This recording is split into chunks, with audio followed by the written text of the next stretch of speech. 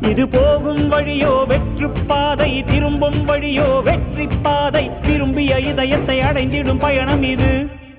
கடல் தாண்டும் பறவைக்கெல்லாம் வழியில் மரங்கள் கிடையாது.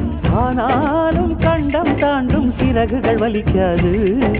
மலையேறும் எறும்பின் கால்கள் வெயிலை மிதித்து உடையாது. மனதோடு காதல் வந்தால் மனிதா தடையேது.